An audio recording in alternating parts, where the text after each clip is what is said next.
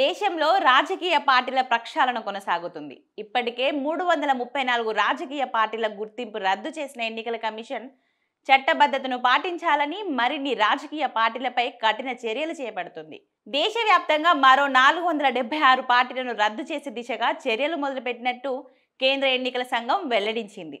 ఇటీవల 334 పార్టీలను రద్దు చేసిన ఈసీ తాజాగా రెండో రౌండ్లో మరో 476 పార్టీలను గుర్తించి వాటిపై వేటు వేసే ప్రక్రియను కొనసాగిస్తుంది. తాజాగా డీలిస్ట్ చేసేందుకు గుర్తించిన పార్టీల జాబితాలో ఏపీ నుంచి 17 పార్టీలు ఉండగా తెలంగాణ నుంచి 9 పార్టీలు ఉన్నట్లు ఈసీ పేర్కొంది.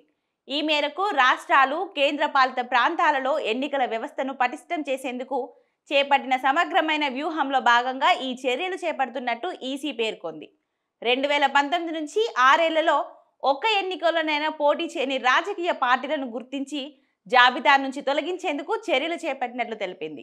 ఇందులో భాగంగానే తొలి రౌండ్లో ఆగస్టు 9న 334 పార్టీలను జాబితా నుంచి తొలగించగా రెండో దిశలో మరో 476 పార్టీలను గుర్తించినట్లు వెల్లడించింది. తాము డీలిస్ట్ చేసిన పార్టీలేవి ప్రజా ప్రాతినిధ్య చట్టం 1951లోని సెక్షన్ 29C, 29B, ఆదాయ పన్ను చట్టం 1961, ఎన్నికల గుర్తులు ఆర్డర్ కింద 1968 కింద ఉన్న ప్రయోజనాలను పొందలేవని ఈసీ స్పష్టం చేసింది.